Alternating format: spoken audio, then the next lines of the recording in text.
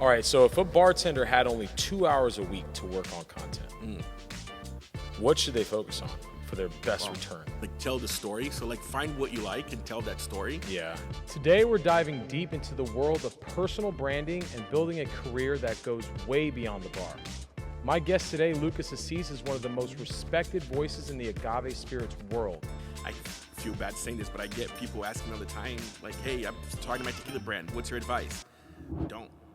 Like, I'm sorry. You know, it is the most... You've probably seen him breaking down celebrity tequila myths, sharing behind the scenes of mezcal production, and making cocktails that make you want to raid your liquor cabinet immediately. Hardest lesson you've learned building your career? Oh, man. That is a good question. I think just... which is just like... What? I have... We're going to unpack his journey from working behind the bar to becoming one of the most trusted educators and content creators in our industry. And more importantly, how you can take lessons from his journey to grow your own career.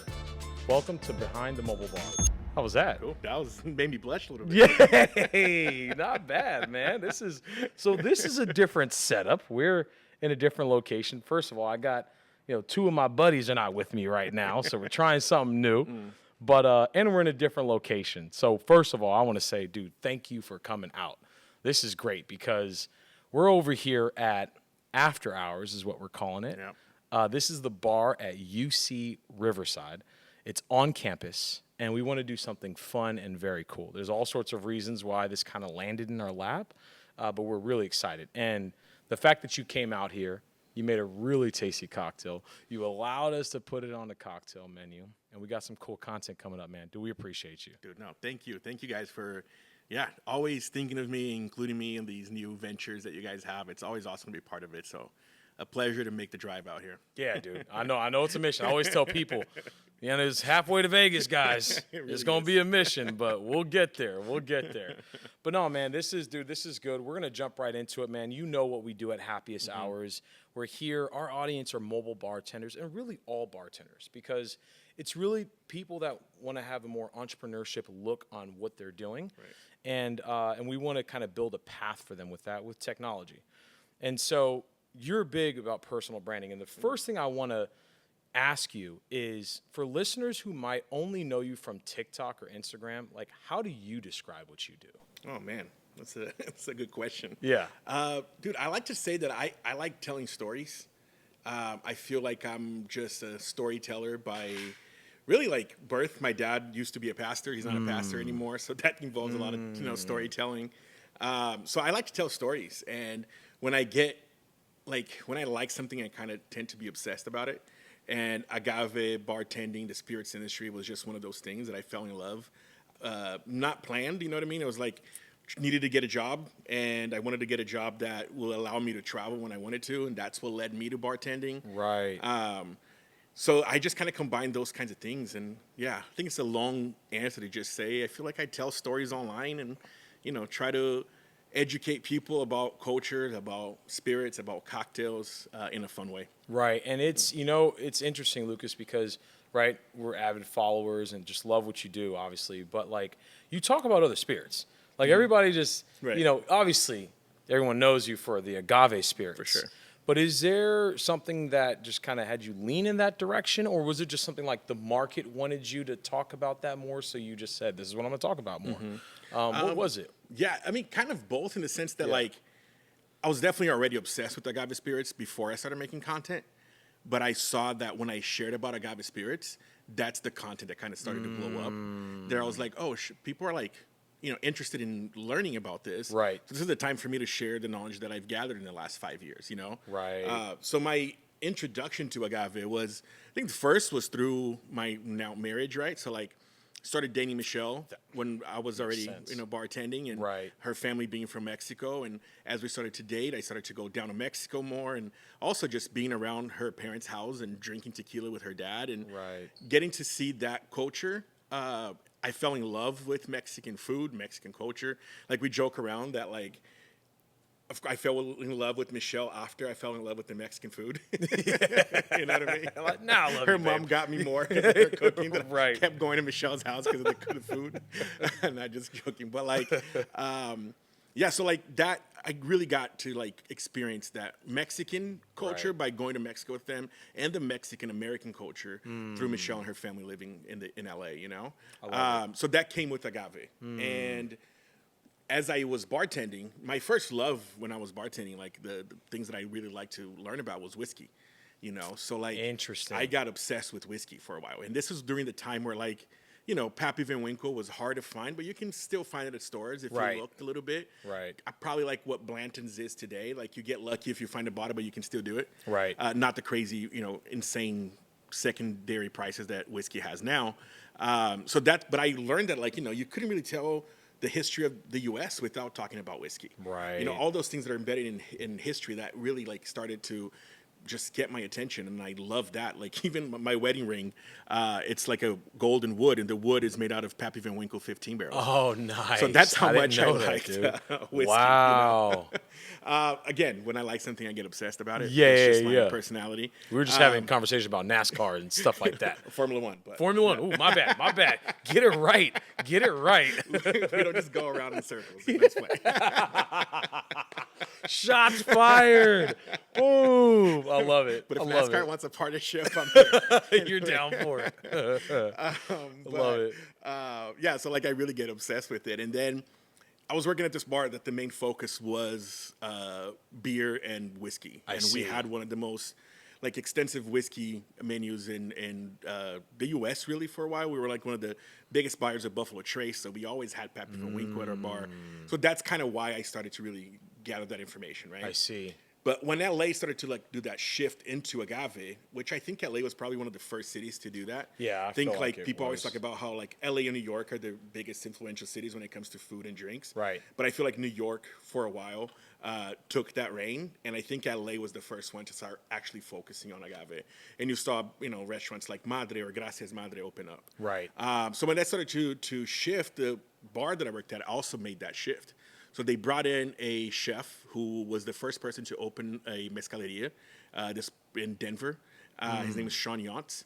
And I remember the CEO of the restaurant I was working at telling me like, hey, I know you're starting to get into tequila. This is the time when I was like starting to go down to Mexico and hang out more with Michelle's family and start really appreciating tequila. And they were like, Lucas, if you want to hear about, you know, learn about agave, Sean is coming, you need to hang out with him. So I become this sponge around him where he was a mentor in the sense of like, you know, he would take me to every tasting. If any reps came in and I was in the restaurant, he was like, Lucas, come here, sit down, try this. And I would ask all the questions, and he would just spit this like wealth of knowledge with no gatekeeping at all. And how long ago was this? This was 2016, 2017. Okay, all right. Yeah, all right. So you've been know, this for years. Yeah, like about 10 it's years funny ago. Funny to hear that's 10 years ago, dude. Yeah, That's it's scary. crazy. It's insane. That's wild. So that's kind of like that was my introduction to really into agave. And I then see. one of our best friends was getting married, a couple. Actually, they met here at UC Riverside. And we went to their wedding in Tapalpa, which is a city in Jalisco. And at this point, we weren't going to Guadalajara nearly as much as we go now, right? So I was like, Right. hey, we're going. We need to take advantage. So remember, I told Sean, I was like, hey, going to Guadalajara, and then I'm driving to this other city, but I have like a day break. Where should I go? And he was like, you need to go to Fortaleza, right?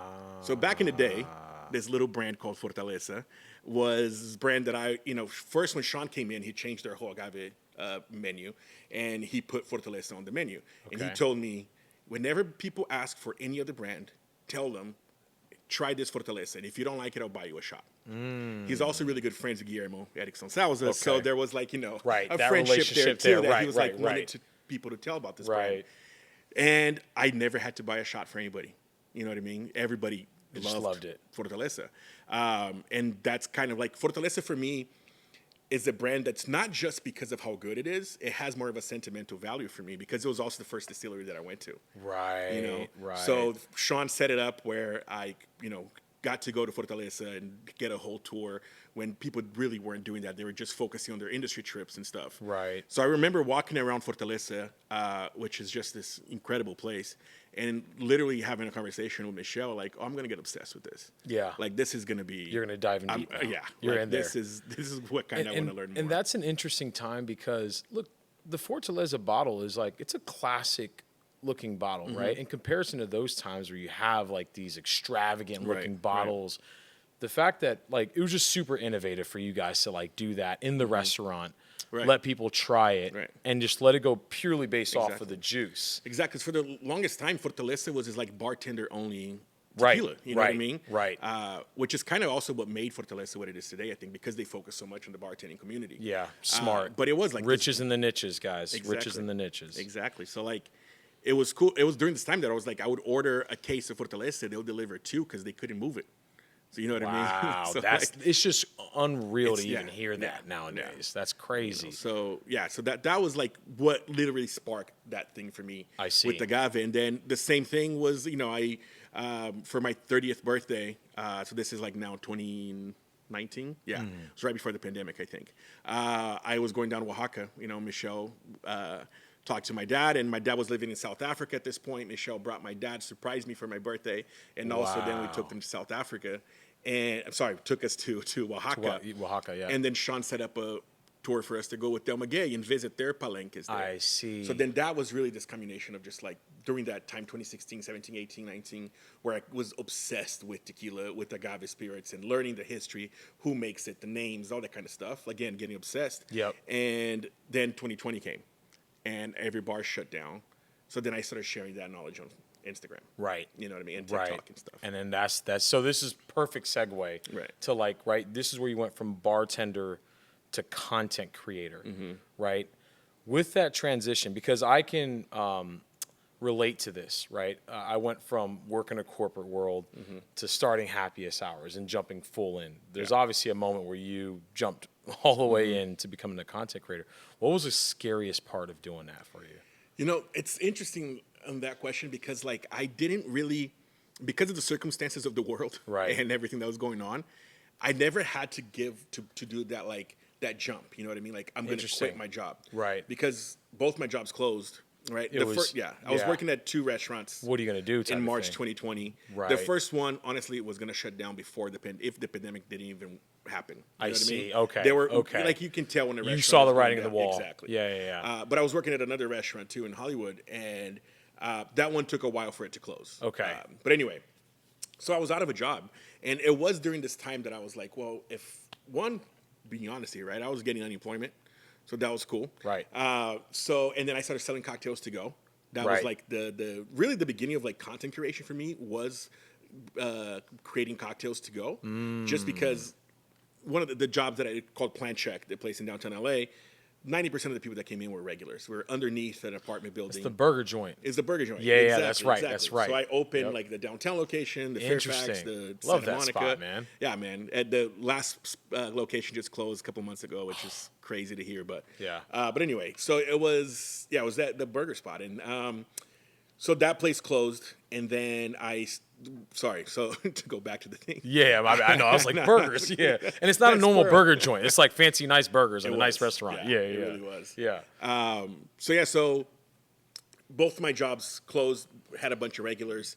The regulars had my phone number, they had my schedule and stuff. And one of them one time asked me like, hey, it's a Friday night, I'm not doing anything. Like, we really miss your cocktails. And I was like, dude, me too and stuff. And we caught up, and he was like, would you ever do a cocktail to go for me and my wife at home? And I was like, there's no way the city's going to crack down on bartenders trying to make money now when we're like literally thinking the world's going to end or something. Right. So I told him, I'm yes. going to do this. Yeah. Right. So I started making it. I made cocktails for him, delivered it, and then he told his friends about it, and his friends started ordering the cocktails, and it just started becoming this like word of mouth thing. Interesting. That I was like just getting a little bit busier, and I was like, why not take this to Instagram? So I just posted a thing, and on my Instagram, like I've always liked to film things, take pictures and stuff. Like I could sit here and think and say like it was never planned to become a content creator. It wasn't, but I've always liked that side. I was a big consumer of YouTube, a big consumer of Instagram. I see. That. So I had some like I always had a camera on me. I would travel around and film vlogs and stuff and just post for whatever, but never had that like this is what I want to do. It's like I like editing, I like filming. I want to share it, that kind of stuff. Right. So my Instagram had some of that already. So then when I did it, I just started posting like a menu just on Tuesdays. Every Tuesday there'll be a different cocktail menu, and then I would just like so I just every Tuesday I would create a whole different menu, which for me equal parts will like give me something to do, right? But also kept the creativity going on. Like those times that's slow at the bar, that's when you're starting to create cocktails and creating things and having the guests that are usually regulars like, hey, try this, or what do you think of this? Right. Those are the moments of bartending that I miss, right? But having that menu that I had to create every Tuesday still made me have that creativity, but just at home. Right, just switching it up to that. Right. So people would order the cocktail a day before, and I would deliver the cocktails all over LA. There was no traffic, so I could go from Covina to Santa Monica in 30 minutes. You know what I mean? Right. So that's what I did for the first like 3 months of the pandemic, and that's when I started the content just getting better, and then more people, a following growing really, because people were just ordering the cocktails. Right. And then when I just, things started to open, I didn't want to get in trouble. I didn't want to do anything like that. So I did a hard call. I was like, guys, No thanks more for cocktails, so much. right? Can't do this anymore. Right. So somebody asked me, then teach us how to make it. And I was like, well, then, yeah, why not? Like, that's a, no-brainer. Like, I'm doing it anyways. Yeah, of course. Yeah, I'm doing it anyways. That's right. It's a good idea. So then that's when I started to share about actual cocktails and, who created them and what hotel and what time, that kind of stuff. And then with that, every time I posted a tequila cocktail, there'll be more interest in that. And a lot of my like social media journey has been right place, right time. Like I have to recognize that. Right. Because it was during this time during the pandemic where in the beginning, everybody was drinking whatever you knew, whatever was cheap kind of thing. Right. But because we couldn't go to a bar and try new things, people were tired of the big brands, and you can actually see the sales of like Cuervo and the big brands skyrocketed, while the smaller brands just started like, getting scary because they weren't selling so much during the beginning. And then it just switched, and that's because people were looking to try new things. Right. But you couldn't go to a bar and get a shot. So they were going online to research to see what it was. Right. And it was during this time that I was sharing about who made this tequila, the owner. It was just this perfect timing. Right. And then really when I started sharing about Agave is when I saw the content skyrocket. So, long answer to just say it was that you asked if like which came first. Right. It was both. Like I had the knowledge, but I started sharing about tequila when I saw the market really wanted it.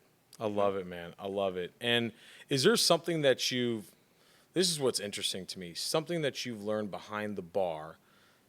Have you taken anything behind the bar to what you're doing now as a content creator? Like, I know you're doing stuff like behind the bar as a content creator, but is there something like in the midst of bartending that you're like taking as a skill and the type of content you're creating or anything of that nature? I think like one thing that I take it in my life, not just in content, but through everything, is mise en place. I think that's one thing that like sticks with me.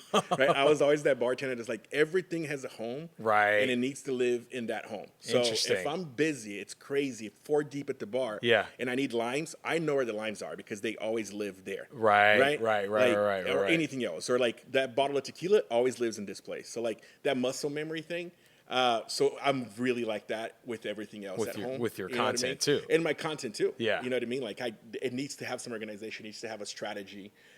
You see, I love that. Even if I'm doing something that's like a event with somebody, right? I have to have the mise en place, or even my camera gear, my lighting. They live here and they don't move. So right. That's one thing that This is why we appreciate you coming over here, switching it up a little bit, all good. and making it happen, man. And with that being said, we're obviously drinking agave spirits. What do we have over here, man? We got this beautiful bottle of Mijenta. We got to at least pour a little glass of while we're doing this. Let's make it happen. Yeah, man. So we got the Symphony number 2. This is a great one. And I know I talk a lot about Mijenta. Yeah. But this Symphony here, man, is really awesome. Different barrels. So I love the name Symphony too, right? It's the symphony of barrels. Right. I think there's like 3 different barrels or something like that. Right, from different forests where they harvest the trees to make the tequila, and it's just a symphony that the master distiller created. Cheers, love man. it. Haven't had that in a while. That's good. Yeah. That's good. You like your high proof stuff. I do like the high it's proof. like So I that's gotta even better. You know I gotta me. get my little palate ready for that one. I felt that. No, this is great, man. So look, this is very interesting. So the one thing that I've noticed with your content is you're all about authenticity and doing things the right way.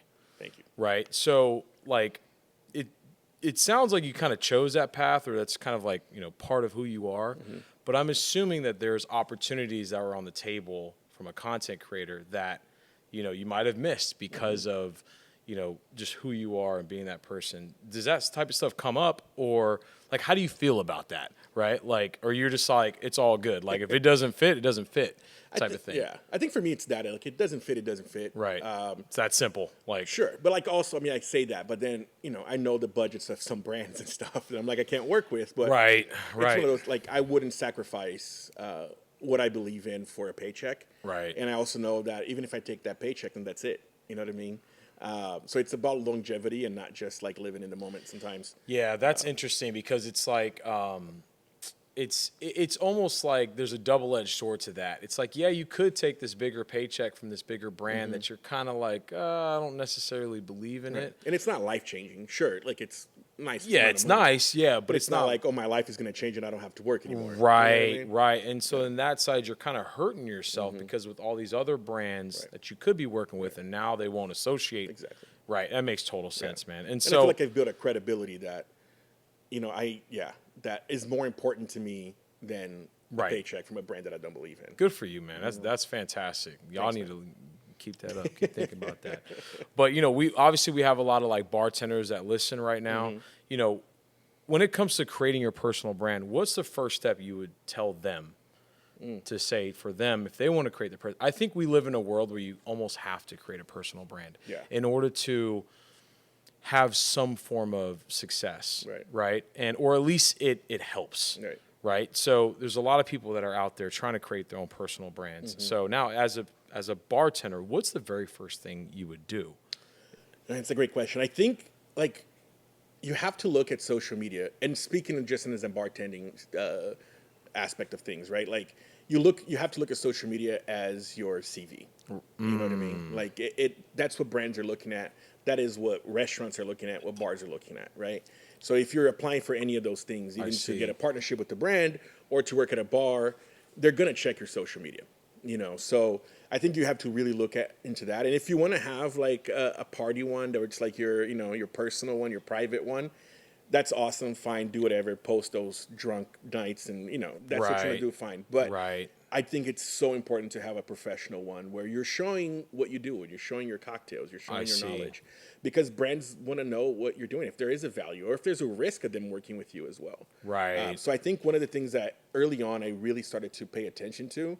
I didn't even think about it like that. Even before, like I took on like a content creation side of it, was just looking at my social media as my resume. So I would post cocktails that I created at the bar.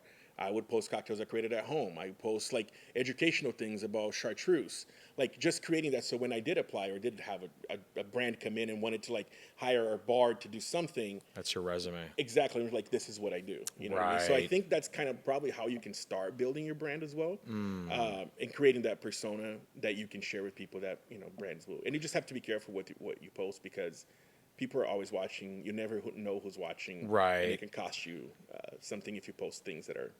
Yeah, I think that's great advice, Lucas, because, honestly, if you really think about it, it's if you go to bars and stuff like that, if you build your own following, like they know if they bring you in, that you're going to probably bring in some customers and stuff like that as well. And that's something that you can control within your own personal brand. Right. So why wouldn't you want to do that? Right. And I think it gives you a huge bargaining chip. I am curious though, like bartenders that work at bars, can they also do brand sponsorships as well? So I know it depends on the state you're in. Right. There is certain things, like I know Tales of the Cocktail. If you work at a bar, you can't do a couple of events. I've heard of that. So there is a little legalities that I think it's by state. Right. Where you have to, Things open up for you because you're not attached to a bar or a license or anything of that nature. Right. Which is unfortunate, because just because a bartender is working at a bar, why is that hindering him or her to get money on the side? Money on the side for this event? You know what I mean? So, right. 100%. Yeah. We're going to go into the content creation as a bartender, right? I'm going to jump right into that. And you said it yourself, you're a phenomenal storyteller, right? Like when you post something, and you can tell when you're getting into it, like everyone's leaning in, and they're just like, oh man, I want. It's almost like you're an educator, and I'm learning, like, and so, how can bartenders, they're building their personal brand, how do they find their own story? Like, I guess just like their own path of, content creation. Because that's the thing. It's all like, okay, I want to post. I know it's important. I need to build this thing. How do I find myself? How should I do it? Are you in a copycat league? Do you just see what else? That really kind of piqued my interest. I want to do things like that. Right. Is there a moment where you're just finding yourself and you're just trying a bunch of stuff and seeing what sticks? Right. How would you say to go about doing it? I mean, I feel like all of those are good answers. You know what I mean? Of course, like not in the copycat, but like getting inspiration from other creators. Right. Absolutely. You know what I mean? Like when I was first starting, like I was talking about how, I never wanted, like I didn't have the plan to be a content creator, but I consumed a lot of it. Right. Casey Neistat was like a huge inspiration for me. Right? Shout out to Casey. Yeah. Like that, man, like I watched that dude every day for like 3 years. Right. Yeah. And that was one of the reasons of why I started to love editing. And like, man, the amount of money that I spent when I didn't have any money, I was buying these cameras and these like it's so funny tripods how that works. and like looking if I could afford to get that board that he always used. You know what I mean? Yeah. So like I need all the best equipment I need all that. in order to be like that. Right. Now you're all like, I don't need that. There was one video that he did that like really changed something in me, where he said it's never about the equipment you have, it's the story that you're telling. Right. So you can go buy the most expensive cameras and the drones and all that kind of stuff. If you don't have a story, it doesn't matter. Right. So shoot on your iPhone. Right. But if you have a story, it's going to be compelling. I love that. I love that for the audience. So definitely get like your inspirations from different people, but find your own voice, your own way. Yeah. But I think most importantly for me is like find what you love to do. I'm the kind of person that like, there was one trip that I tell the story sometimes. I went to this mezcal trip in Durango. It was my first ever brand trip when I started posting stuff, right? Okay. A friend of a friend that knew somebody that was an importer brought me out to Durango to see the production and share about it. It's one of those things I was like, holy crap, you're like flying me to Mexico to, and that's a unique part. That's not, obviously a lot of the mezcal is made in Oaxaca, but you went to Durango. And that was my first brand trip. Exactly. Interesting. So it was an incredible trip. But for me, like one of the things that like stuck with me, so the owner of the mezcal brand is a cattle rancher. Right. So for the first day, instead of going to the mezcal, like the palenque or the vinata where they make it, we went to his cattle ranch where he was just telling us about selected grazing or something like that, about how with the cattle, he's bringing back the tall grass of Durango that people thought was bad for the environment, but it's actually so much better. He was giving his whole cattle ranching thing. Interesting. I have no interest in cattle ranching, don't know anything. Right. But I was there looking at this guy for an hour just because he was so passionate about what he was talking about. That's what stuck with me. Not so much the fact, but like, man, this dude is so excited and so passionate about this that I just want to sit here and listen to him. Right. So if you find that thing for you, people will listen. I love that, dude. And it's, we always tell our community, it's like, you look at a bunch of mobile bartenders, they're showing their cocktails. And that's a part of it. Don't get me wrong. That's your pride and joy. You feel really good about it, like the beautiful cocktail you made here. But what's more important is showing your face and telling your story, seeing who you are. Right. Whenever you get booked for an event or anything like that, it's not just the cocktails that show up to the event. You're in their private space. I even think it's even more important, than even being at a bar, because you're in a private space with their uncles and aunties and things of that nature. Exactly. So it's like, in order for you to increase your chances of getting booked, like you said, it's your CV, it's your resume. What do you think is going to happen when they first call you? Right. And if they don't book you in that moment, they're going to do their homework. Exactly. They're going to go to Instagram real quick and see. And if all they see is cocktails,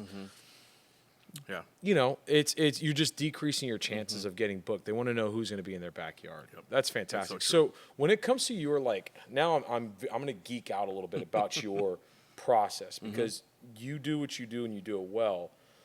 When it comes to content creation, how much of it is it like spontaneous versus like prepped? It's a good question. I would say it's probably 50-50 now. Okay. Where I do have a content schedule, right? So then now it's like, since it's my job, I do have a schedule where we plan out for the month, and then we'll place in the paid partnerships that we have dates for. So they have to be posted in those dates, right? Okay. We try to do like 90% organic to 10% paid. That's the ratio that we always try to do on my channels. Okay, good to know. doesn't always happen. Some Right. months are a little bit less. Some months are kind of, a little bit higher because we Right. had to say yes, and the brand, it was like a release date or something like that. Sure. So those are, of course, all planned and scripted and, talked about for the most part. And then I do have topics that I want to talk about. So we'll have a meeting, and me, Michelle, who's my wife, and my manager, and does everything in the background and all that. Yeah. So we sit down, we have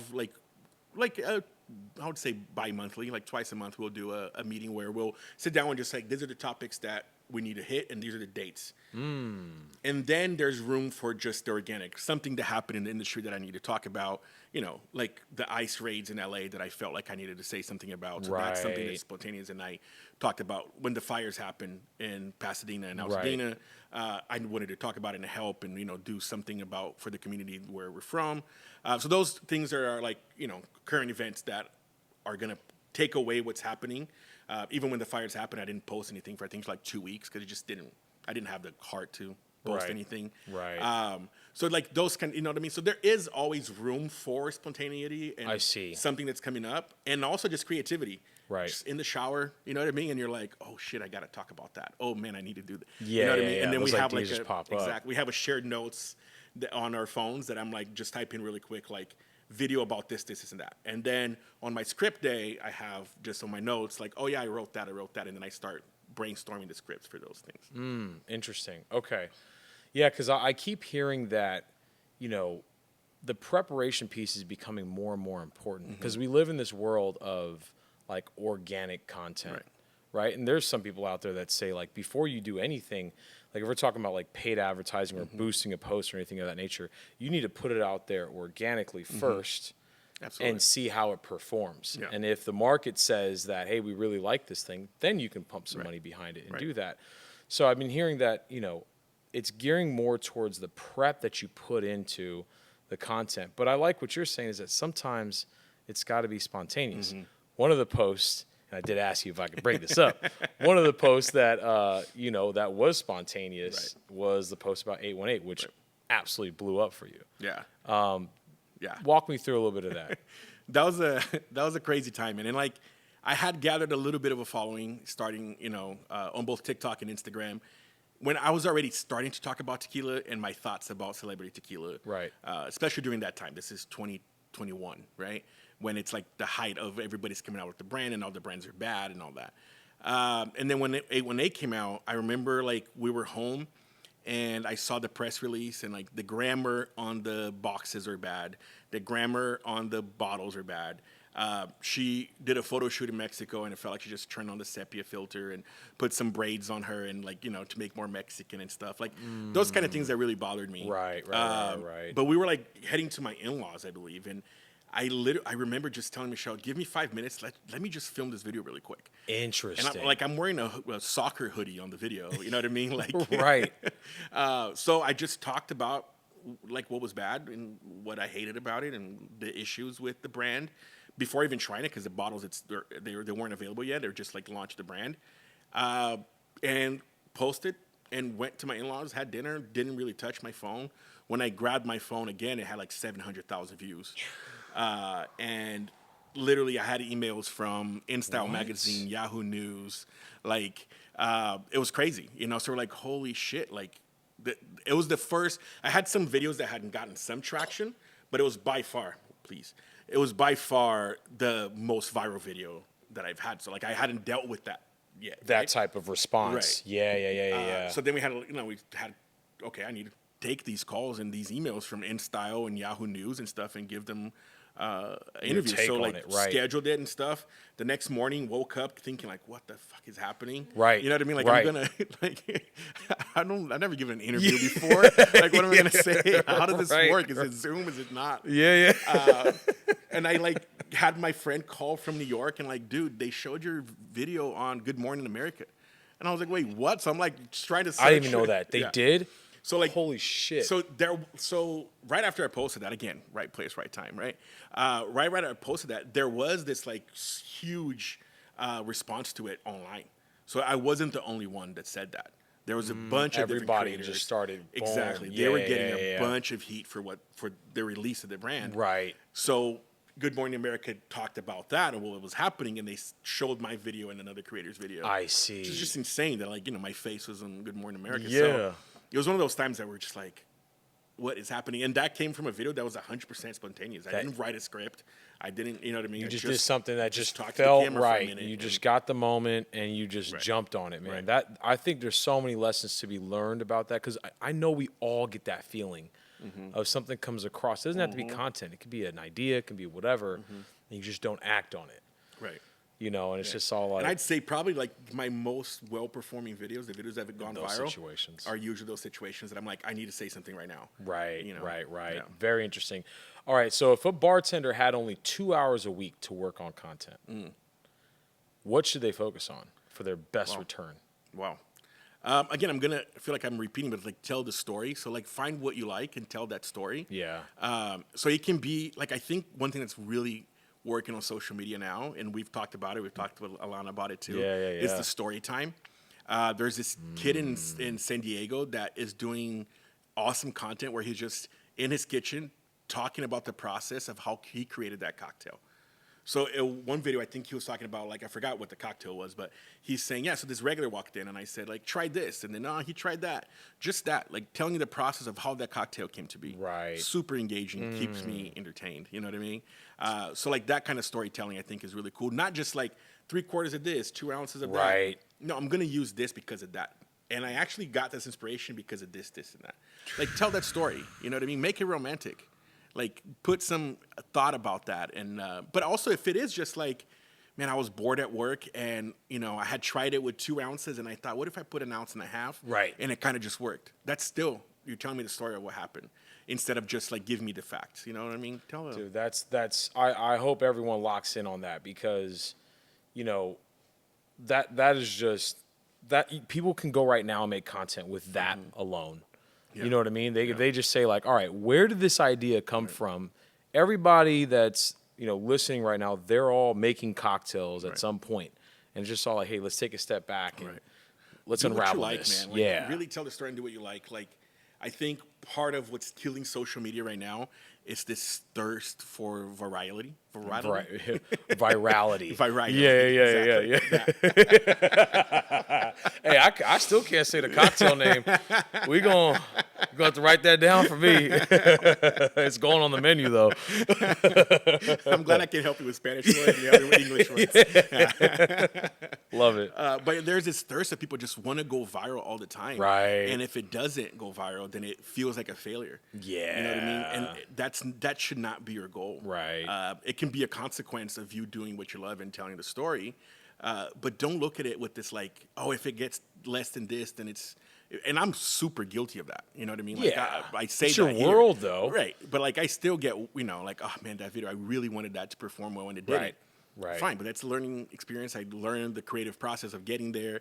Then it will be the next one. But you're looking for engagement rather than just views.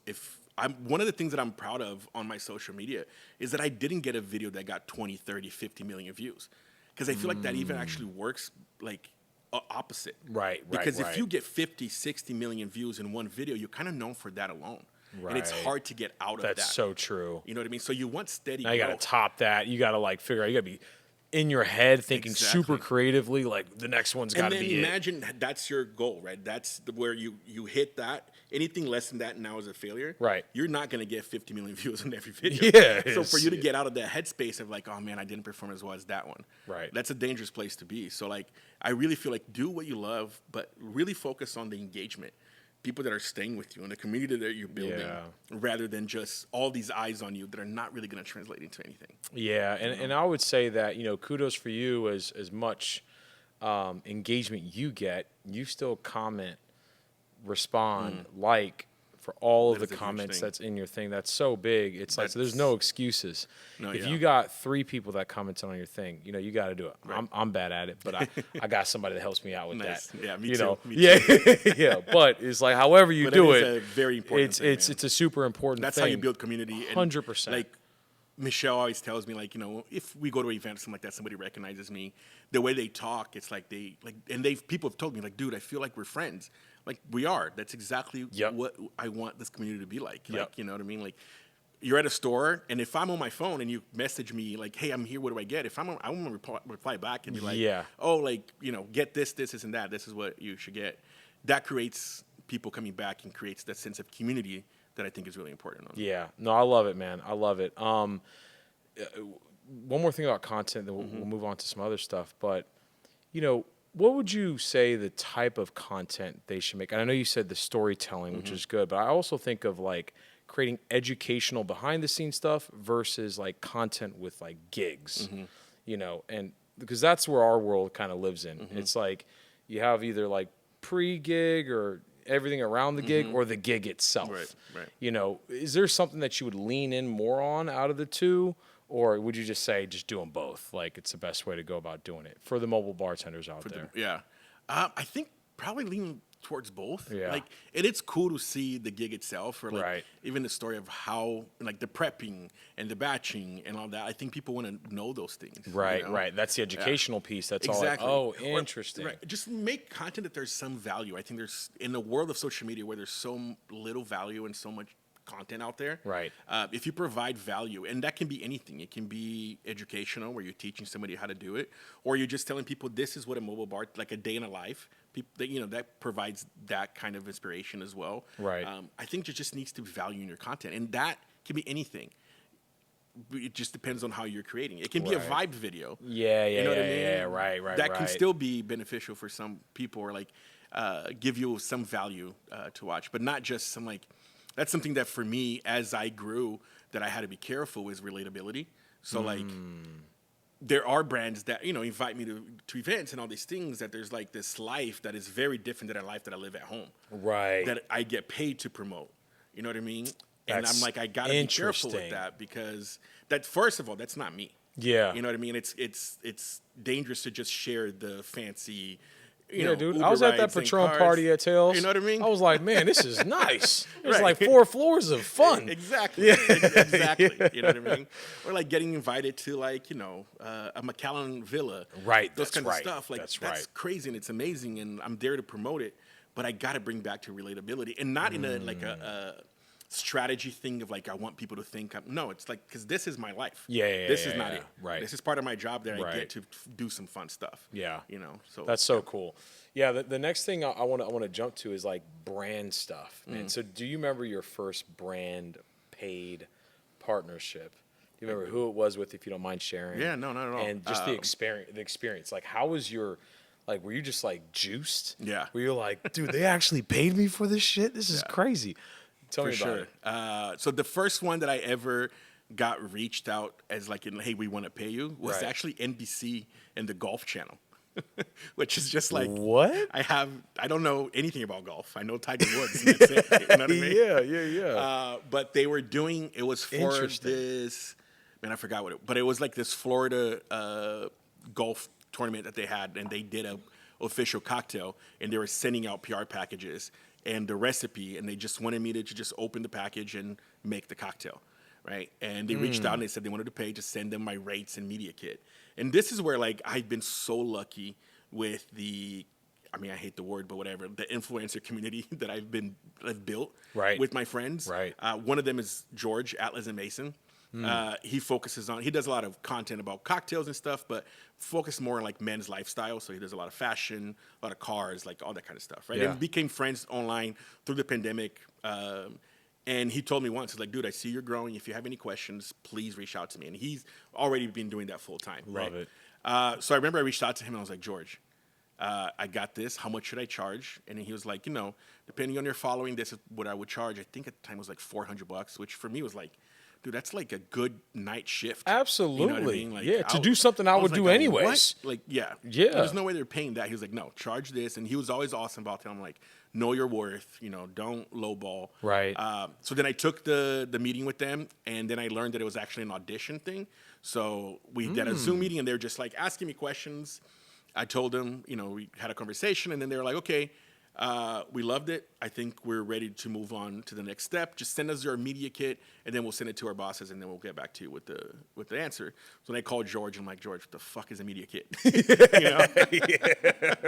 And then George was like, dude, I'm going to send you mine, base it off of that. So he was kind enough to send me the media kit, and then I based it off of his. And that was like when I started to start getting more and more partnerships. But that was the first partnership.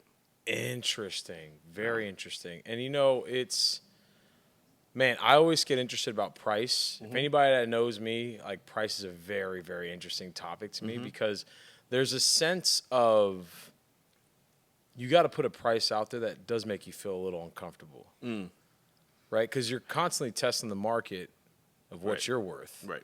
And if you're not really doing that, then are you growing? Are you providing real value? Yeah.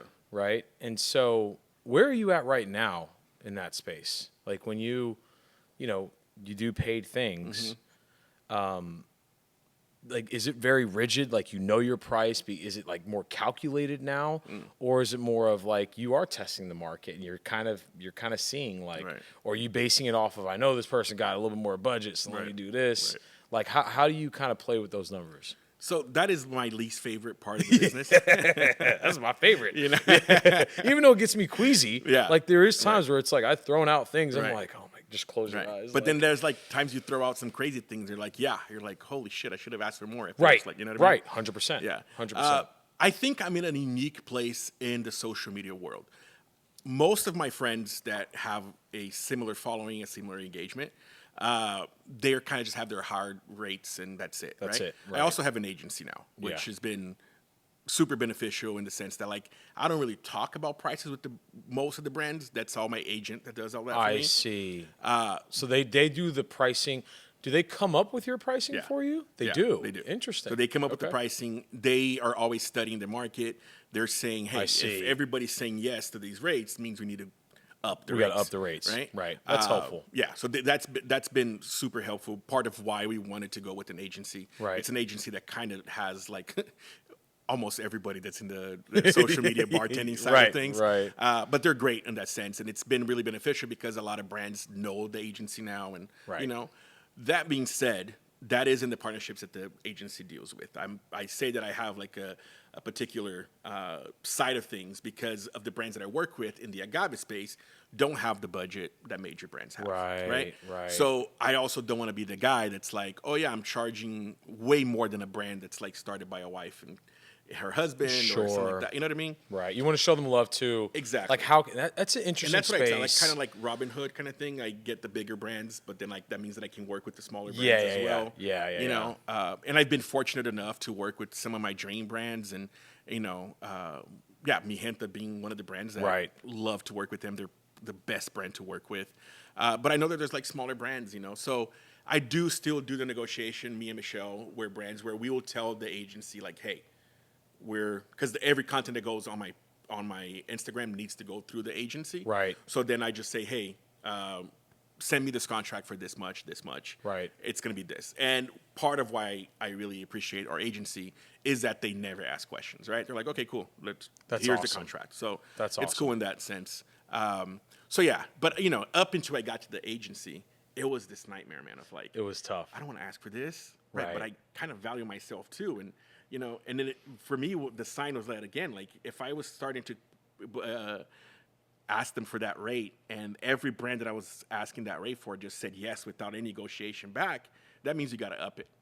You know, that for me is the one number on sign. Right. If it didn't fight you back, if there was just a one conversation, hey, what's your rates? You know, $8,000 a video. And you're like, that's crazy. And then they're like, yes. Then that's time for you to start charging 10. Right. You know what I mean? Like, yeah. No, that's super helpful. And I try to relate it again back to the mobile bartenders. I think we can, like, it translates, right? From a pricing standpoint, they do that as well. Right. Events happen, they put out a rate, you know, what they, you know, kind of charged last year for it. And if it's a retaining customer, it may go up. But how do you justify those prices, right? I'm sure you've had those conversations around, like, but Lucas, like, this person is probably charging this, or you charged me this last time. Like, what's the big difference? You know, type of thing. Absolutely. You know? Especially, like, I mean, as much as I feel like I've built a really nice community with the content creators, there is brands that are like, hey, this guy has more followers and he's charging less. Let's fine, then go work with him. Right. In the Boom. nicest way possible. Boom. But that's what, you know what I mean? Love it. That's what that's my rate for that. Love it. You know? Love it. I'm going to ask one more question regarding the content. We'll take a quick break. But, you know, we're talking about brands and all this stuff.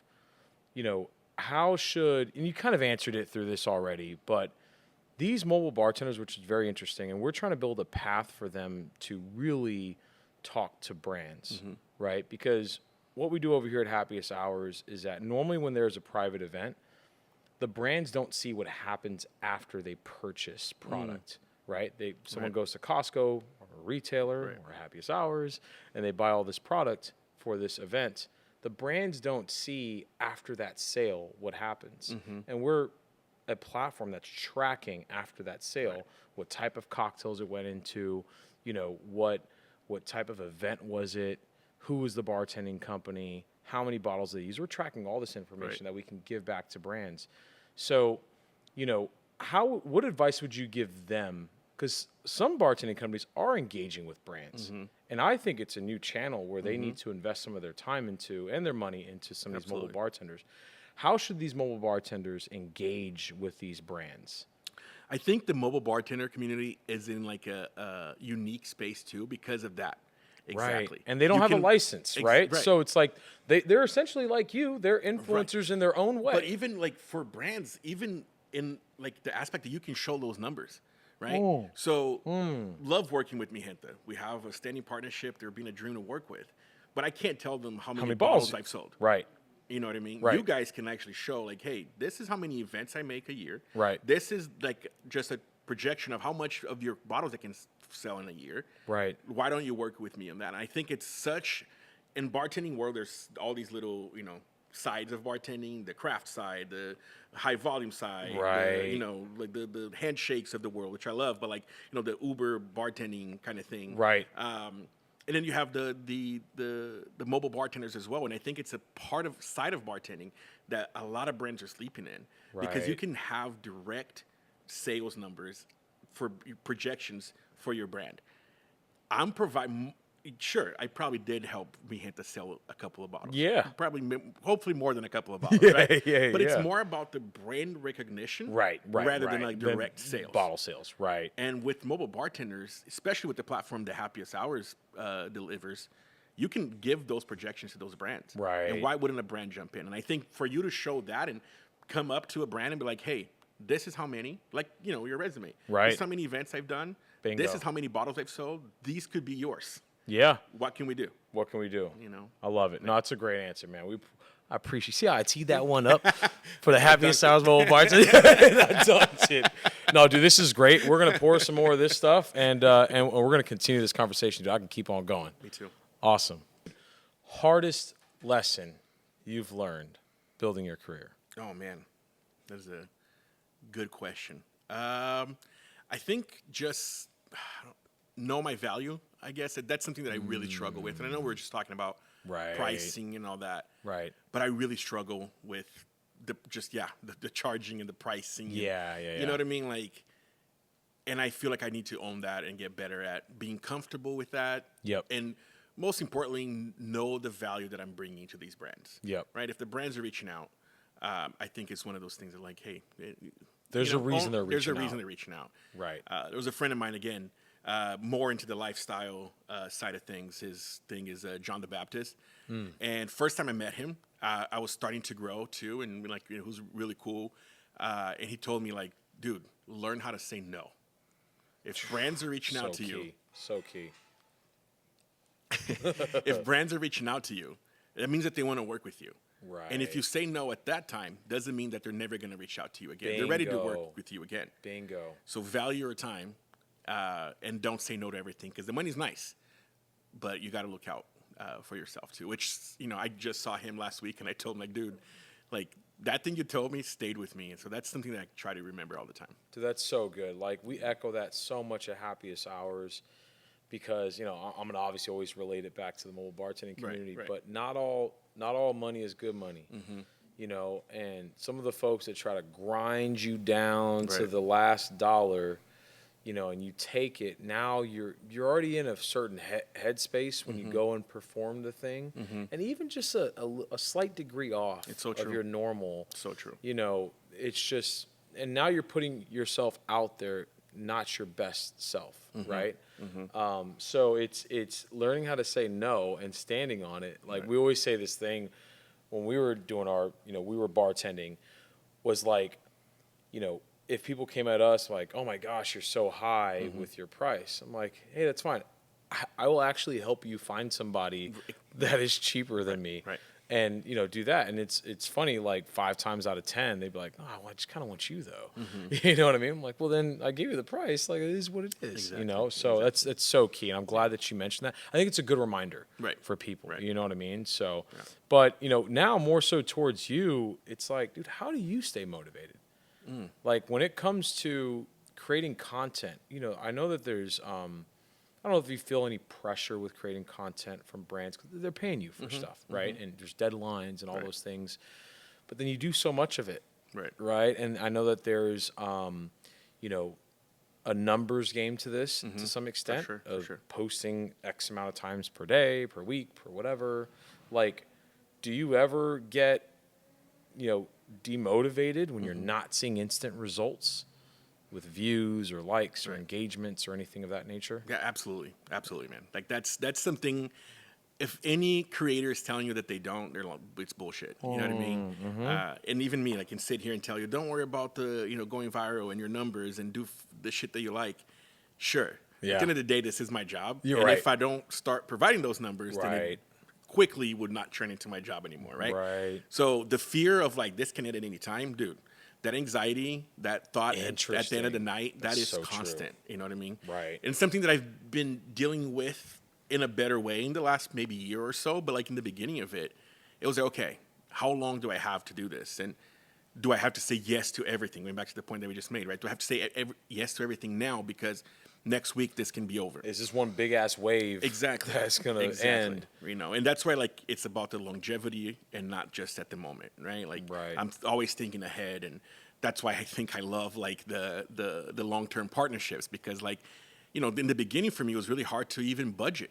How do I know what I can afford for rent or to buy a car or to do something, because I don't know how much money I'm making a month. Some months are great, some months are nothing. Right.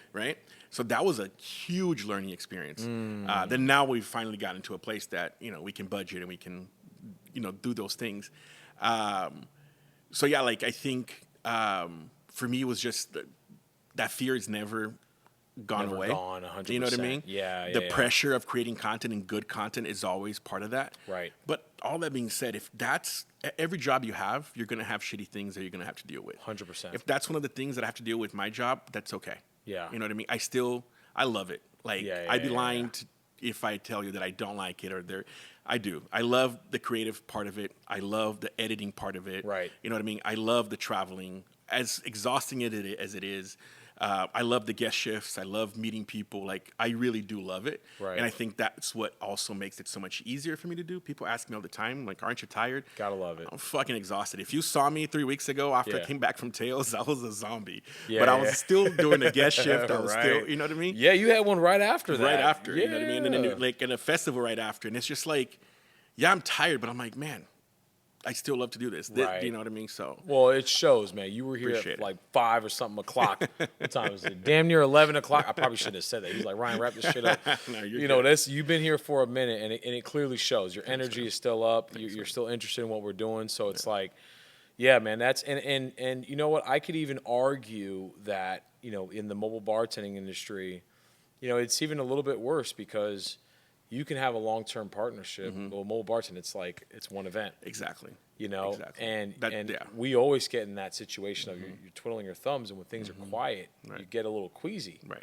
Exactly. And you're like, oh man, what am I gonna do next? Right. Like, things aren't really happening right now, and you start like people do drastic changes, changing their prices, starting to do all this stuff. But sometimes there's a lot of factors. There's seasonality. There's all these things that go into Just it. got to plan ahead for. You got to those plan things, ahead right? for these things, and you just got to stay true to who you are, right? And just be like, hey, it'll come. You know, Exactly. maybe you need to do a little bit more marketing, Right. get out there, network more, those kind of things. But And it's part of the stay hustle, true. right? It's part of the hustle. Especially if you're starting. Right. You know, when I was starting, I was cold emailing every day. Hey, You know what I mean? Like, see, all that's the that real kind of stories stuff. we need to Yeah. hear. Let me double tap on that real Yeah. quick. Let's go into when you were starting. Mm-hmm. Because, obviously it was a journey to get to where you're at right now. Right. What were you doing? Cold email, you mentioned one of that. What else were you doing to kind of be on offense Yeah. in order to be in the position you're in right now? Right. So when we started to see this growth and some brands starting to reach out, it wasn't so consistent that you're like, oh, we get to do this, right? Michelle was still working her 9 to 5. And I was in that, like we talked about with the pandemic, and, I was able to just not go back to work. I did go back in the opening and closing during the pandemic. And then once the restaurant actually closed, I was like, okay, I don't think I'm going to go back. I'm going to try this social media thing. But Michelle was still working, right? So up until Michelle left her job and we started both doing this full time, it was a lot of cold emailing strategy, just spending hours and hours on social media. Okay, that brand worked with this person, so let's put that on the list.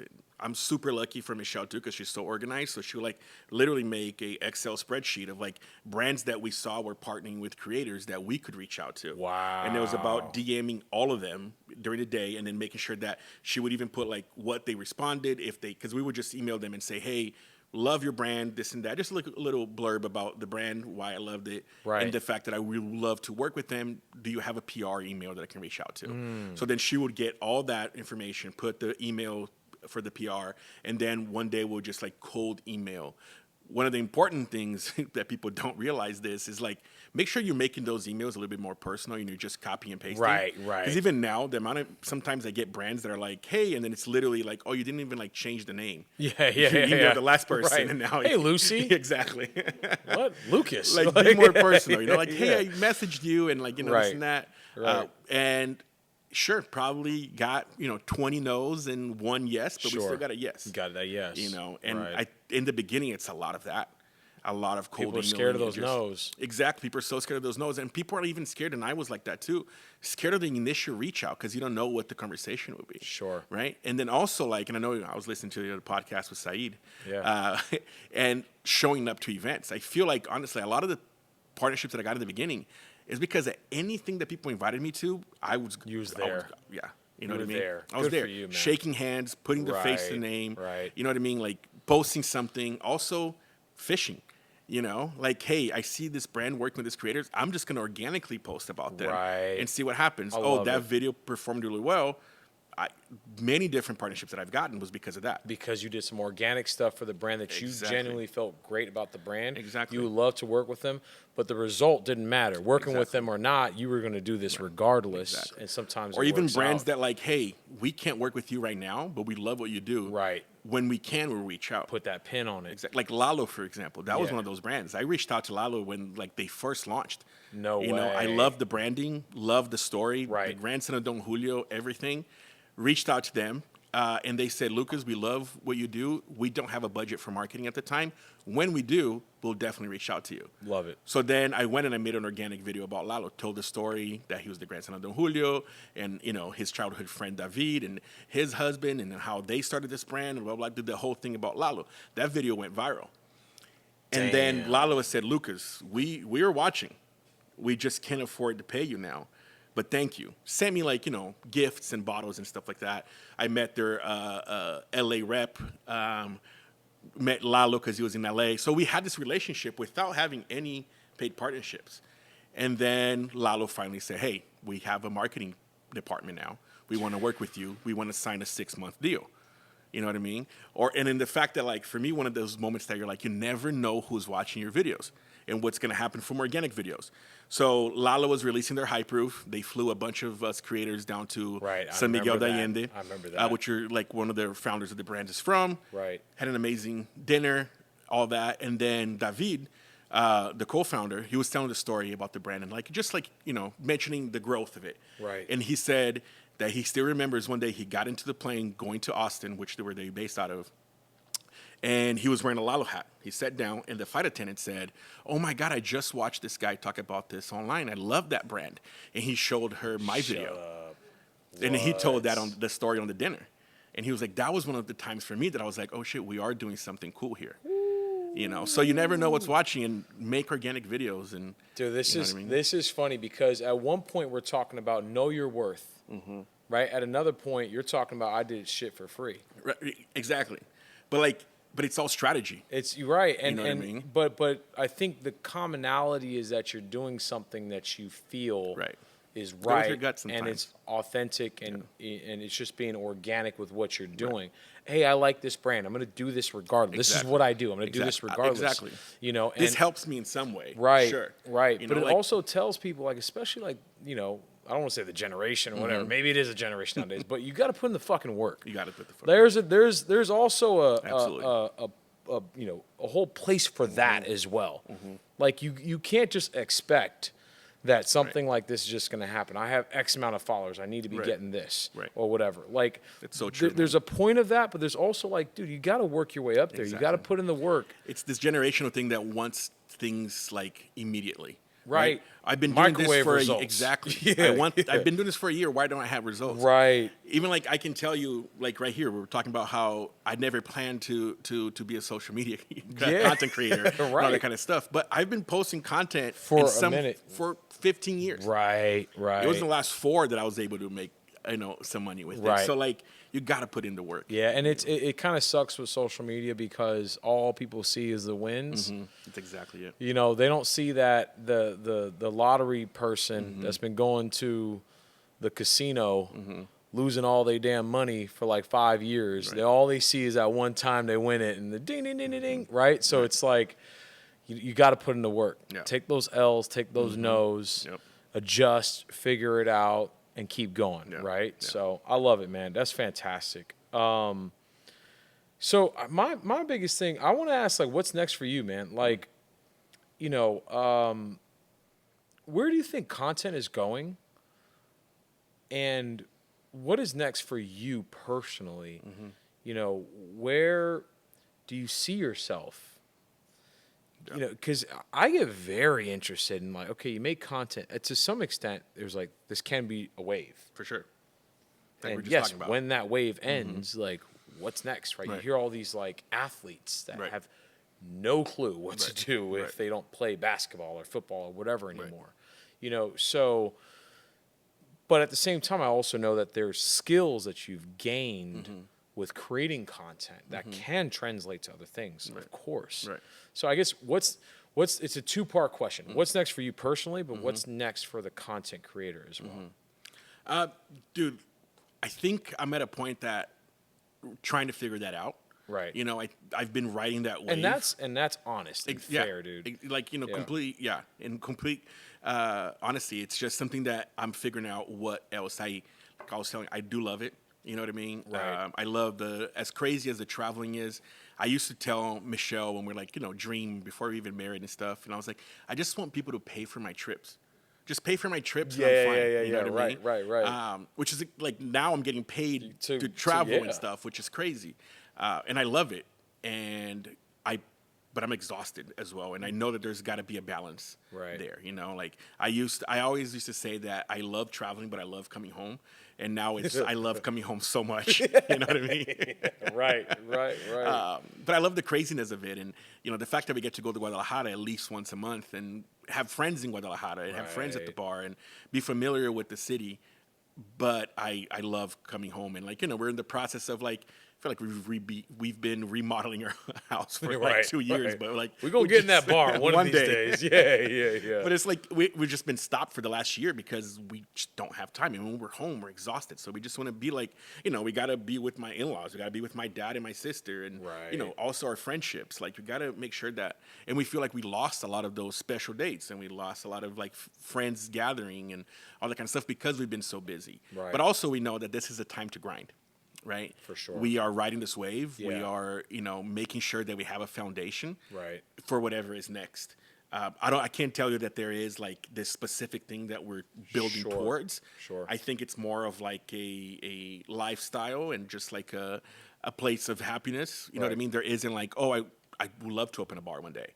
But that's not on my, next 5-year goals, because I know that once I do, that's what's going to take over my life. And I'm not there yet. Yeah, You know what I yeah. mean? So, like, I do know that I would love to stay in the spirits industry, in the cocktail industry. I love this industry. Right. But I'd also love to build a foundation where I will be able to take those risks and be able to, like, maybe afford to open a bar. And, of course, we're going to need investors and all that. But, like, maybe it's not going to be in the U.S. You know what I mean? Those kinds of ideas that we're constantly talking about, that me and Michelle are always talking. So I think really our goal is to build this foundation now and then see what's next. Do what we love, as cheesy as that sounds. But Yeah, no, dude. I think you're the type of person that kind of like it manifests your energy, but not only just you, but also Michelle. Like, I know you can probably attest to this, but we don't give her enough credit, right? Right. Because you do though, because it's like you even mentioned the Excel spreadsheets, the emails that went out, all that stuff. She's been there, right? And so, but with you guys together combined, like, an opportunity is going to come. Like, it's just bound to happen, and you guys will know if it's right or not, and this and that, and that's what's great about it, you know. I love that you said that, because it is like, we always joke about the amount of times, like, even at Teo's or like at distilleries, and when Michelle's with me, they're like, "Are you okay? Like, you're staying out till then?" I'm like, I'm trying to go home for the last 2 hours.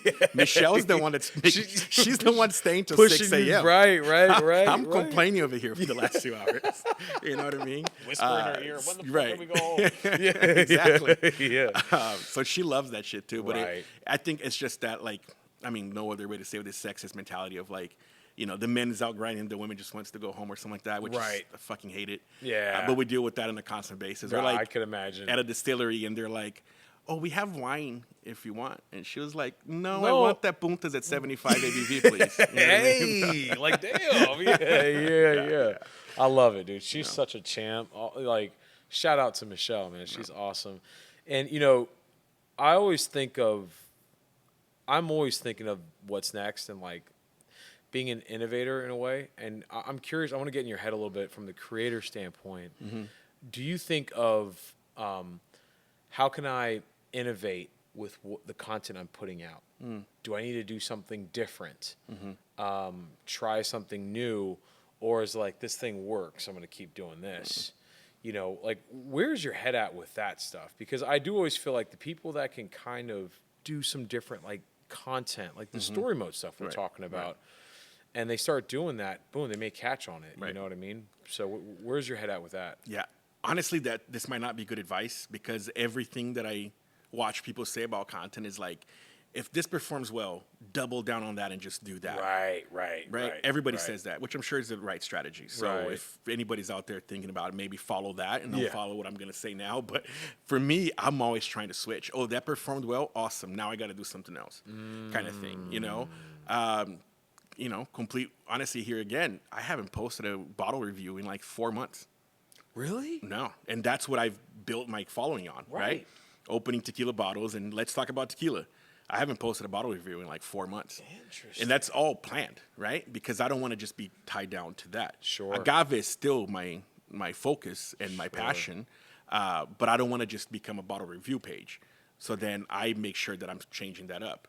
So I'm always trying to innovate, and I think it's just also creativity. Yeah. Once I go into this, like, just this mindset of this is when it almost becomes robotic in the sense that, like, oh, this works and this is all I'm going to do.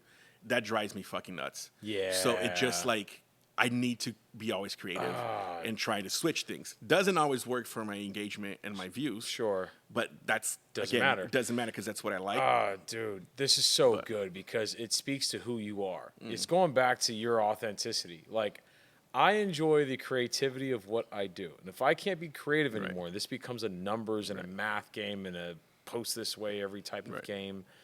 I don't want to do it anymore. Exactly. And I know myself, right? Yeah. Once just like I was saying in the beginning, I get obsessed with some stuff, and, if I like it, I get obsessed. Right. If I fall out of love with it, I'm done. You're done. I can't. Yeah. You know what I mean? So I'm always trying to be careful, because I've checked myself where I'm like, it's like a shoot day, everything is set, and I'm like, fuck, I don't want to film right now. Like, I don't feel it. I don't feel creative. Right. Looking at the camera, and I've gone to the point where, like, I filmed 3 videos, edit it. I'm not going to post any of this. Yeah, Because I can tell on my face that I'm not enjoying this there, process. not there. Right? So scratch that. Tell the brand, hey, I'm going to need another week. I'm going to need a couple more days, which most of the time brands are really cool with that. Right. But again, maybe don't follow that advice. Right. But yeah, I myself need to be feeling creative. So I think that's an important part for me. So I do know what works. Right. And sometimes it's fine. I do know the negative videos always perform well. But I don't want to be the page that's just always talking shit about a brand. Right. You know what I mean? Right. Because it's like sure, it tug can and be pull. right. It can be a billionaire that owns that brand. But there's a lot of people, you know, on the on the bottom of that too, that if I'm talking about that brand, that can hurt them because then the sales drop. So I'm conscious of that too. I don't want to become a shit talking brand page, even though I know that performs well. But once in a while, I'll do a video criticizing, like the whole Don Julio Casamigos lawsuit. Sure. You know what I mean? Sure. I'll do a little jab, joke around. Yeah, I know that gets engagement. Yeah. But it, you know what I mean? It still feeds my creativity rather than just like. Yeah, and you're doing it copying in the your brand. own way. Right. You know, so you're putting your own spin to it. And I think that's why people follow you, because you have your own take on things. Even if everyone's talking about the same topic. They're not saying it the way you say it. They're not coming at it the way you come at it, that kind of thing. Or there's people that are following you and how you do that. Yeah. You know, one thing you talked about, kind of switching gears a little bit, is, you know, the balance, you know, between your personal life and your content life. And you know, let me know if I'm speaking for you here, but I can kind of relate a little bit, especially with yourself and Michelle, because, right, my wife is in Happiest Hours as well. And so there's a level of understanding, you know, when we're cranking out crazy hours, you know, but we're at events with each other. So, you know, we're still spending time, but we're kind of not. Exactly. You know what I mean? That kind of thing. So there's challenges with it too. There's no doubt about it. But I kind of feel like it helps a little bit. What's your, like, how do you approach your balance within your personal life? Dude, that is something that I'm struggling. Still struggling. You know I always struggle with it. I'm still learning how to find that balance. I think we both are. Yeah. You know, I think in the beginning, once we started, like when Michelle quit her job, you know, we were going to sleep and waking up talking about work. And like we're saying, the cold emails, like all those strategies, all those things, like there was never not a work talk. And that's where we're like, hey, we need to cut that back. Like, you came up with that? That was you her. She That told was her. Okay, cool. You know, but it was like she was like, hey, we need to like. Yeah, you're like, I agree. Night. You're like, I agree. Yeah, exactly. Right. We need to have a date night. Right. Like, maybe Thursdays and Fridays after 6, we don't talk about work. Yeah. This is helpful. Did it work? Probably not. But like, at least we tried. Right. Right. Dude, I deal with the same shit. Now it's helpful. Next time, me, you, CJ, and Alana, and Michelle go for dim sum. You know, I'll stop talking about happy sours and shop shit. It's hard, though. It's so damn hard. Yeah. Dude, how was that tequila last time you had? Right? Like, we're ordering tequila. We have to talk about it. No, but, no, it's, I get it. It's a challenge. Yeah. It's a challenge altogether. But there's obviously some passion within her that for sure she does. But yes, sometimes we got to take off that hat. Yeah, it's hard to take that, especially when I think you're doing something that you actually love. You know what I mean? 100%. And it's also something cool. So like, I get it. You know, I don't mean to sound like a douche, but like, I know it's a cool aspect of life, and like even with our friends, when we see them, it's like, oh, how was the Fortaleza trip, or how was this and that? They want to talk about that, right? You know, and in the beginning, like once I started moving that, I remember I went through like a really tough time because everything that I talked to with my dad, my sister, our in-laws, Michelle, like it was always work. Even though it was the fun part, I was like, guys, I want to just talk about life or whatever, like, you know what I mean? And it was tough to like deal with that. Right. Now I think I'm at a better place where I'm okay talking, and I'm also like, the novelty of it has kind of dwindled down a little bit within our friend groups and our family. I see. Where my dad doesn't need to ask me, you know, how was Guadalajara for the second time this month? Right. You know what I mean? Like, that was the same thing. I went to El Gallo Tanero. I went to Farmacia. You know, you know where I went. Yeah. You got my find my location. Right. Yeah. So we've been a lot better balancing our life with that, and not being able to just only have work talks and talk about, you know, personal stuff. Right. but I think it's just the time itself, like spending time with each other, spending time with family. Right. That's what's been tough, just because people have schedules too. So it's just not like, Sure. oh, we're home, so now let's hang out. Like, well, right, you're home, but I gotta do this, and that at work, Right. you know. Just gotta match And I think up. that's where we're at in the sense of like finding that balance again, and that's one of the reasons why. And I feel like I say this to my friends and family for the last month, or the last year. I mean, trying to like cut down a little bit of the trips. Sure. And, you know, like, yes, this is awesome. You know, the money's good, but what's the point if I don't have time to enjoy it? Yeah, you right, know? right. No, So, yeah. key stuff, man. This is all great because, yeah, a lot of mobile bartenders out there, they got lives, you know, kids, Right. all these things. They have, you know, 9 to 5s. They do this on the side. You know, they're married, all this stuff, and it's just hard to find that time, Exactly. right? And so it's Especially all when like you're it's doing your own important. business, right? Like, it's just part of running your own thing. It's always 100%. going to take over your life. And Yeah, I think there's a level of understanding that it's just balance, right? It's like there's a level of understanding that is going to take over, especially if you're at a point of growth. But at the same time, you have to know when to be like, all right, I need to allocate time for this. Exactly. Right. Yeah. Okay, cool. One question. We're going to go to quick fire closing round. All right. I know we've been doing this. All right. One quick question before that, though. Your biggest fuck up. Man, my biggest fuck up. I was thinking about that. And I feel bad because I can't really think like of a really good one. Just like as bartending. I'm perfect. I don't know. never mess up. But like you mean in the world of bartending or just whatever your top, give me your top 5, whatever, you know, you feel like if it was content, if it was something like, oh, I should have did that, or maybe you didn't respond back to a brand, maybe you didn't deliver on a deadline, you know, I guess the biggest thing is like the lesson learned from Yeah. it, but you know, it could be anything. Dude. Yeah. So I did fuck up this weekend where I had a pretty strict date to post a video because this product was coming out that date. So it was part of the contract. Like, hey, you need to post the stories and everything this date. And then on my way here, I was like, holy shit, I didn't post it. So On your way over here? Yeah. Damn, I feel responsible. No. It was supposed to be posted on Saturday. It's my fault. Oh dang!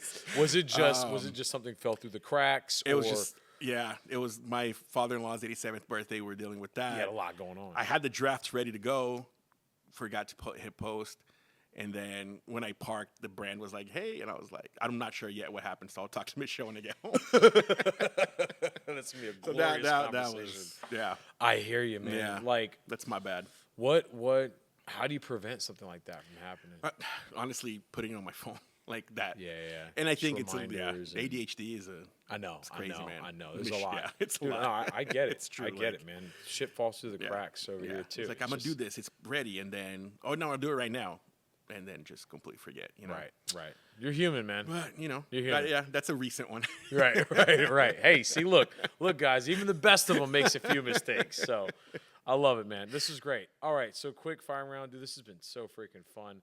Let's kick it off. All right, so best cocktail to make when you want to impress someone. My favorite cocktail is a Sazerac. But I love a Sazerac with a split base of 100%, like 100 proof rye. Right. And cognac. Okay. Yeah. Okay. And then a little sugar cube, Peychaud's bitters. Some people just do a spray of herb saint or absinthe. I like to add like a 1/4 ounce because I love the anise. Okay. And then stirred, served neat with a lemon twist. That's my. That's your go-to. Yeah, that's my go-to. Okay. Don't make it enough, but that's my favorite cocktail. Yeah. Okay, I love it. What's the most overhyped spirit right now? Overhyped spirit. I mean, I feel like I gotta say vodka. I know you're gonna say it. I knew it. I was like, what else are you gonna say at this point? Right. I hear you. Yeah. They were still saying it's still like the #1 spirit in the world. Yeah. I mean, worldwide. Worldwide, because Europe is drinking the shit out of that stuff. And Russia's a giant country Yeah, too, that's right? true. So, Yeah. that's true.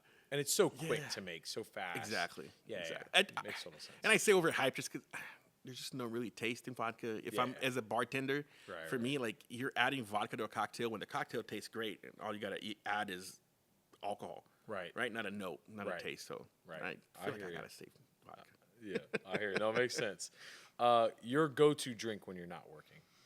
A pour of a good mezcal. Just Just neat. Yeah. That's my. Is there a certain agave, like a certain plant that you prefer, or an expression of mezcal, I guess? I fluctuate, of course, right? Yeah. But I tend to really like the Kerwinsky family of agave. So mostly from Oaxaca. I mean, only from Oaxaca. Kerwinskys are from Oaxaca. Okay. And there's different, I can talk to you 45 minutes about Kerwinskys. Yeah. I won't. That's your jam, though, huh? But I love the minerality. Okay. So the Kerwinskys are usually known for that. Okay. But I really love like a good bruto from Michoacan as well. I think Guerrero is making some of the best mezcales in Mexico, and it's a crazy underrated region of Mexico.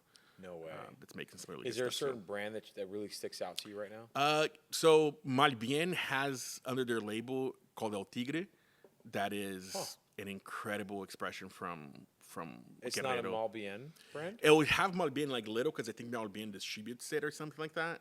Interesting. But it's through it's through them. But it's this couple that used to do mezcal tastings in Mexico City that were sourcing from this place in Guerrero, and that tasting room started becoming really popular amongst the mezcal aficionados and stuff, and then became this huge thing. Of course, every bottle is different and all that stuff, but it's like this. Guerrero has this like cheesy, spicy note that's like Guerrero and Michoacan are the only agaves that are like the only mezcales that I'll smell and be like, this is from Michoacan, this is from Guerrero. Yeah. Okay, I know what we drinking next. Love it. Most common mistake bartenders make when posting on social media, and it doesn't have to be mobile bartender; it can be any bartender. Yeah. I think just be aware of the guidelines. Even in my tastings, especially recently in the last year or so, you'll never see me actually sipping. Instagram doesn't love you like actually sip. If it's a paid partnership, you actually can't drink the cocktail or any of the spirits. Interesting. I never. So really I see even that happening noticed all the that. time. Yeah. So if it's a paid partnership, you cannot drink that cocktail or that spirit. So you see me sipping, and then you see me go like this and that. But I've also had brands telling me that I couldn't even do the motion that implied that I was drinking it. And I think one thing that I see a lot of it in the bartending world is overconsumption, which is a quick way for a brand to move away. Yeah, we're done. Yeah, that's something that, it's a very interesting thing because as we are trying to bring in mobile bartenders into this brand space, right, to where brands have money, they throw events, they do all these fun things. But we also have to be very careful that you're still working. You're still representing yourself in these scenarios. Right. So if you show up fucking drunk, like you've just eliminated all chances of something good happening, right? And especially as we're in this space where we're trying to make a push as to like, hey guys, focus on us. You can't give them a reason not to. Yeah. So I love that advice that you gave out, dude. That's fantastic. And what's so funny about the whole like, sipping your own cocktail? It's like, what are you gonna say? Oh, this is fucking disgusting. You know what I mean? Like you're expected to be like, this is good. So I don't think you have to sip it. Yeah. So that's awesome. I had one here. Where do you see yourself in the next 10 years? We already talked about that. Do you ever see yourself owning your own tequila company? No. Never. Or a bar? A bar, yes. Or maybe even another spirit, not an agave brand. Yeah. Wait, you'd own another spirit? Okay. I'll do something else in the spirit side. I would love to do that. Okay. Not in the agave side.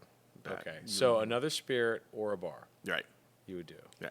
I can help with consulting, I can maybe even like have parts or like invest or something that's very minimal. Right. But having my brand, no, that's not something that I would. Even if you're looking at it as in a money side, unfortunately, like I feel bad saying this, but I get people asking me all the time, like, "Hey, I'm starting my tequila brand. What's your advice?" Don't. Like, I'm sorry, it is the most oversaturated. It is. It's tough. Like, it's insane, and It's it's just tough. like, what are you doing to stand out? Right. There's like 2,400 brands coming out every month. What are you doing? Right. So like a lot of people think that like, oh, all I got to do is make this brand, create the profile, put it in a bottle. Yeah. Oh, once I export it, that's it. I'm a millionaire. Sure, that first initial sales, you're probably going to get a bunch of stores, a bunch of bars. Like, a little bit of this is hype cool. going Exactly. on. Right. What you want is that second order. Recurring, yeah. Because if it's sitting for 6 months, even if it sells out, they're not going to get that again. What matters? So what are you doing to do that? Are you investing in influencer marketing? Right. Slight plug. Yeah, right. But like even like, of course that's how I make my money, and I Right. want more brands. But like at the end of the day, I don't. It's hard to stand out in such an oversaturated market right now. Right. And what are you doing different? Right. I'm so tired of tasting brands that are, oh, this is fine. You know what I mean? There's nothing different. It's about so rare that I get to try something. I'm like, holy shit, this gave me goosebumps. This is so awesome. Right, What are they doing different? Right. So that's my advice on on the agave. And that's not the only reason why I wouldn't start a brand. I just don't Sure. believe that I need to. You know what I mean? It's I've talked so much about people coming in and not respecting the culture and how embedded it is in Mexican history, and not respecting the land and the hands that make it. And even if I do start a brand where I can maybe give some emphasis to that, I feel like I'm still taking away if I'm doing it just for profit or to sell it out. Sure. So it's something that I struggle with, that I just think it would be better. Now, like a cachaça brand, that would be awesome one That'd day. make a ton of sense. Well, Well, we put that in the bar. And if you want to, do a little guest shift and own a little piece of a bar, I know somebody. It's on campus, UC Riverside. I love it. Yeah, man. We're going to get you back over here, man. I think just to put a slight plug into Happiest Ours and what we're doing over here at After Hours is I'm excited for what we're doing because it's unique. We're trying to bring a very educational cocktail affordability experience on campus and bringing folks like yourself, that students that are in this sponge mentality are just going to appreciate. Right, I want to do so many cool things with you over here. Cool, man. And I know we're going to be able to do some stuff when you're in town. Cool. So, but dude, you've been an absolute champ of just spending time with us. This is great. Of course, man. Dude, kudos to you on everything you're doing. And let's get it going, big guy. Let's make it work. Yes, absolutely, man. Thanks Cool. for having me again. Absolutely. Can't wait big to see guy. this place. Cheers. Cheers.